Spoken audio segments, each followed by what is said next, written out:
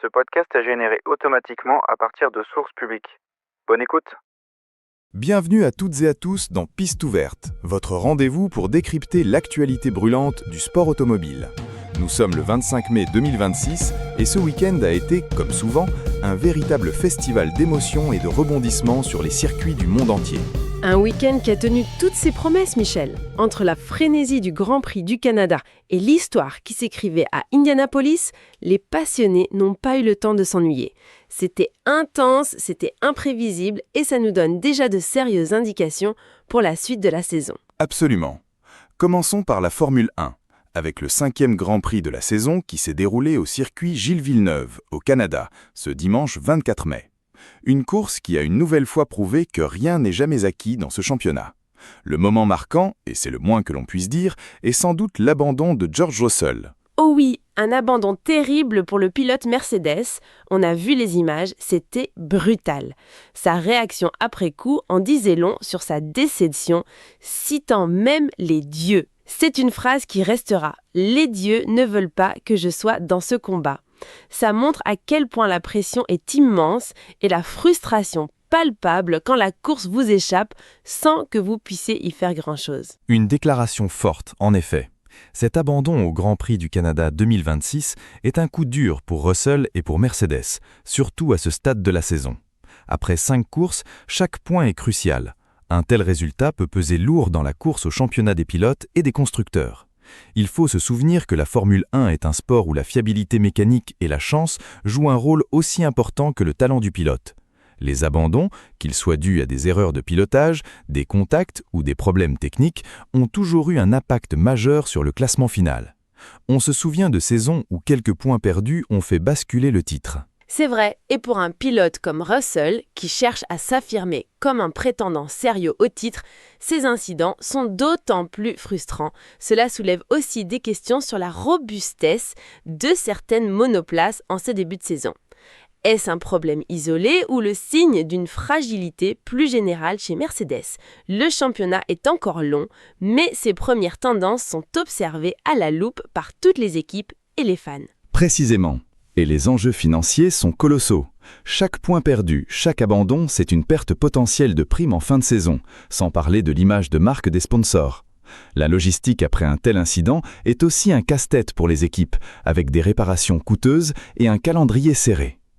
Passons maintenant à l'autre événement majeur de ce dimanche 24 mai, la 110e édition des 500 miles d'Indianapolis. Ah, l'Indy 500, le spectacle à l'état pur. 110 éditions, c'est une histoire incroyable, une véritable légende d'e-sport automobile. L'ambiance doit être électrique sur l'ovale mythique de l'Indianapolis Motor Speedway. C'est l'un des 3 joyaux de la triple couronne du sport automobile, avec le Grand Prix de Monaco et les 24 heures de Le Mans. Gagner à Indianapolis, c'est entrer dans l'histoire. Cette course est réputée pour son intensité, ses vitesses folles et son imprévisibilité. Les marges sont infimes et la stratégie des arrêts au stand est souvent décisive. Il faut une maîtrise parfaite, une pointe de folie et un peu de chance pour franchir la ligne en premier après 500 miles. Les 500 miles d'Indianapolis ont toujours été un test ultime pour les pilotes et les machines. Le nombre de vainqueurs différents au fil des décennies témoigne de la difficulté de l'épreuve. Cela montre bien la diversité et la richesse du sport automobile. On passe de la précision technique et aérodynamique de la Formule 1 à la puissance brute et à l'endurance syrovale de l'IndyCar. 2 mondes, mais la même quête de performance et de victoire. Y a-t-il des implications pour le championnat IndyCar après cette 110e édition ? Sans aucun doute. L'Indy 500 rapporte des points précieux, et une victoire ici peut relancer une saison ou confirmer une domination. Les premières tendances sont également cruciales en IndyCar, où la compétition est féroce. La bataille pour le titre est souvent serrée jusqu'à la dernière course. Au-delà des pistes, l'actualité du sport automobile bouillonne également en coulisses, et une information retient notre attention. Le géant chinois BYD poursuit ses discussions pour une entrée en F1. BYD en F1, c'est un séisme potentiel. C'est une marque qui a connu une ascension fulgurante dans le secteur des véhicules électriques. Leur arrivée pourrait transformer la grille, et pas seulement sur le plan sportif. En effet, BYD, qui est déjà un acteur majeur de l'industrie automobile mondiale, notamment dans l'électrique, regarde la Formule 1 avec un intérêt certain. Une entrée de BYD sur la grille, que ce soit comme motoriste ou comme équipe à part entière, aurait des implications profondes. D'abord, cela renforcerait l'attrait de la F1 pour de nouveaux constructeurs et potentiellement ouvrirait la porte à d'autres marques asiatiques. Et on se demande bien pourquoi la Formule 1, avec son virage vers la durabilité et l'hybridation, intéresserait un constructeur de véhicules électriques. C'est presque trop évident. Cela montre que la F1, malgré son image parfois décriée, reste une vitrine technologique et marketing incomparable. Exactement. L'arrivée de BYD pourrait accélérer la transition technologique de la F1 vers des solutions plus durables et injecterait des capitaux significatifs. Les discussions sont en cours, mais l'idée d'un 11e ou même 12e constructeur sur la grille fait rêver. Cela poserait aussi des défis logistiques importants, notamment au niveau de l'approvisionnement en moteurs et de la place dans les paddocks. Historiquement, l'arrivée de nouveaux constructeurs a souvent coïncidé avec des périodes de forte innovation et de concurrence accrue en F1. Le monde de l'automobile ne se résume pas qu'à la Formule 1 ou l'IndyCar. La passion s'exprime aussi sur des terrains plus modestes, mais tout aussi intenses. Prenons l'exemple de l'autocross d'Elne. Ah, l'autocross, c'est le cœur du sport automobile, là où la passion est brute, sans fioritures. On a appris que Noam Moulet y a fait parler de lui, avec le sport auto dans le sang, et que les lauriers ont été décernés. C'est formidable de voir la relève s'illustrer et des jeunes talents éclore dans ces disciplines. C'est l'essence même du sport mécanique, Laura. Ces événements locaux sont des viviers de talents et des lieux où la passion se transmet de génération en génération. Noam Moulet incarne cette relève, cette soif de vitesse et de compétition qui anime tant de jeunes pilotes. C'est là que se forgent les champions de demain, loin des projecteurs de la F1. On a aussi eu des nouvelles du championnat de France de drift à Argentonais, où les pneus ont crissé.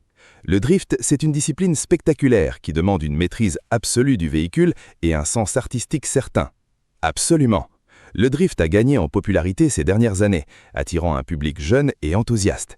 C'est une discipline où le style et la précision du contrôle sont tout aussi importants que la vitesse pure.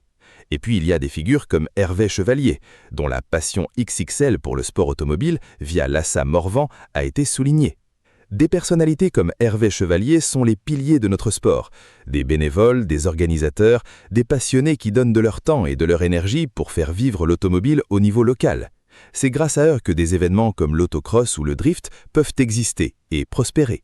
C'est une passion qui ne connaît pas de limites, et c'est ce qui rend notre communauté si riche. Et en parlant de lieux emblématiques du sport automobile français, il est important de mentionner le Castellet. Le Castellet, c'est le circuit Paul Ricard, un nom qui résonne avec l'histoire de la Formule 1 en France. Précisément, le circuit Paul Ricard au Castellet a accueilli de nombreux Grands Prix de France de Formule 1 et reste un site d'essai et de compétition majeur. Son tracé technique et ses infrastructures modernes en font un lieu incontournable pour le sport automobile en Europe, même si son avenir en F1 a connu des hauts et des bas. Au-delà de la compétition pure, l'automobile, c'est aussi un patrimoine, une culture et même un engagement caritatif. Exactement. Et là, on a deux belles illustrations. D'abord, l'annonce de Alfa Romeo qui va fabriquer une nouvelle voiture de sport. C'est toujours une excellente nouvelle quand une marque avec une telle histoire et un tel ADN sportif décide de revenir sur le devant de la scène avec un nouveau modèle de performance. C'est un signe fort pour le marché des voitures de sport. Alfa Romeo, avec son héritage riche en compétition et en design, a toujours su susciter l'émotion. Cette nouvelle voiture s'inscrit dans une tradition de véhicules emblématiques qui ont marqué leur époque. Cela montre que même à l'ère de l'électrification, il y a toujours une place pour la passion automobile et les sensations fortes.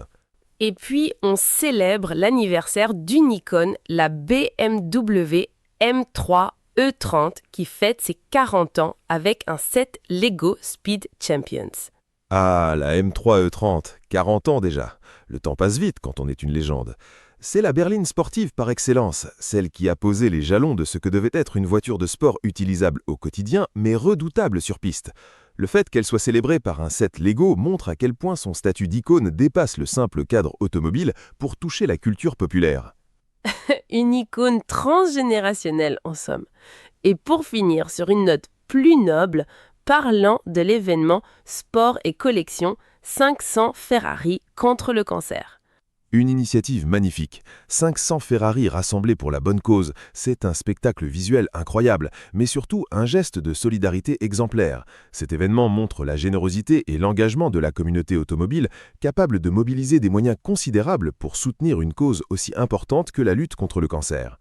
C'est une belle preuve que le sport automobile et la passion pour les belles mécaniques peuvent aussi être au service de l'humanité. Un événement qui allie le rêve, la performance et la solidarité. Un week-end riche en émotions et en actualités donc. De la déception de Russell au Canada à l'effervescence d'Indianapolis, en passant par les discussions stratégiques de BYD en F1 et la passion des circuits locaux. Le sport automobile continue de nous offrir un spectacle varié et captivant. Et il est clair que la saison 2026 est loin d'avoir livré tous ses secrets. Les prochaines courses nous diront si ces premières tendances se confirment ou si de nouveaux rebondissements viendront pimenter les championnats. C'est tout pour cette édition de Piste ouverte. Merci de nous avoir écoutés et rendez-vous très vite pour de nouvelles analyses incisives. À très bientôt.